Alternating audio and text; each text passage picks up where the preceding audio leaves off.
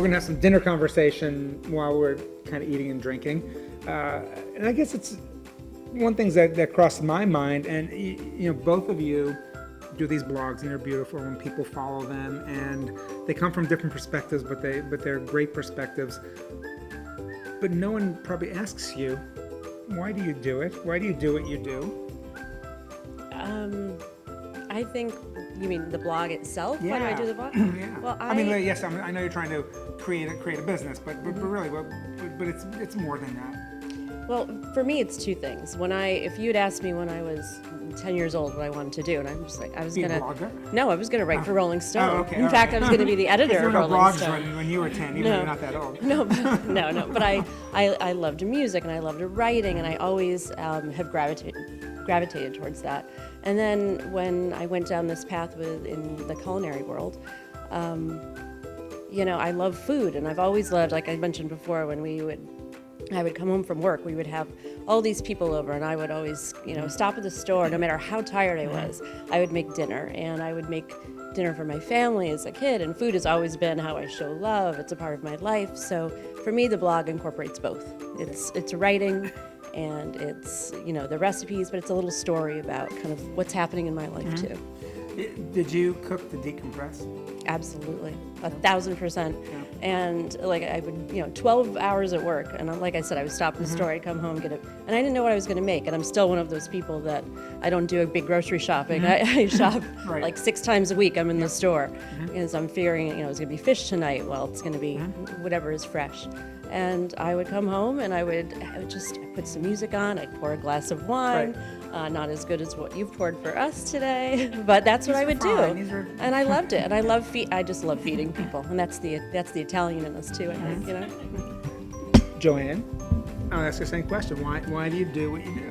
Why did you decide to do this? And yes, I know these are sort of career changes, but there's more to it than that. Yeah, I was always a bit of a storyteller. I think people take for granted, the food that's in front of them. They just think that, that tastes great, and, put a little salt on it, and there you go. But, life is a bowl of pasta. I chose that name. Yes, it sounds funny, but I really do think life is a lot like a bowl of pasta. It could be as simple, as unpredictable, or as spicy as you want it to be. And, in the kitchen, I love to experiment and share that with, family, friends, and, with strangers that I meet along the way.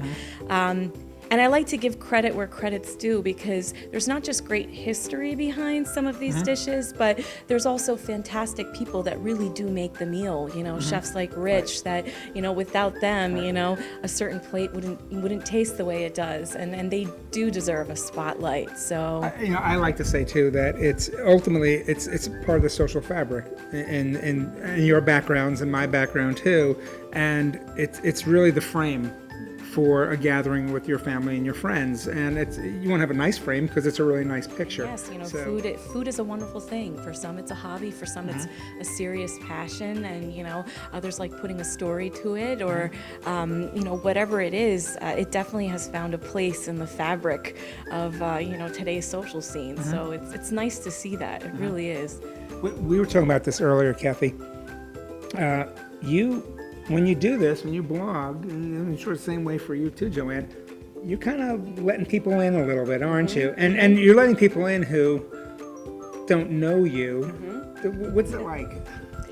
It's a little scary. For me, it's still pretty new. It's less than a year. And I remember I said the hardest thing for me to do is hit, publish on that first post, because especially my first post was about why I was doing it and talking about my family and my children, and and our lives aren't perfect, and I think that's what you see in social media today. Everyone's life looks perfect, so it's about kind of taking that perfect quality away and really letting maybe this dish wasn't perfect the first time I made it 4 times, or I made it 10 times, or I've been making it my whole life, or it's my grandma's recipe and I've tweaked it, and it's letting people in, but it's what people are looking for. They want to connect to the dish, and it's not just braise it, for an hour in the oven. They want to know why you're connected to it and why they should make it, and sometimes they don't even want to make it. They just want to read a little bit about it. Well, Jo Ann called me a guru earlier. I don't think of myself as a guru. I think of myself as a storyteller.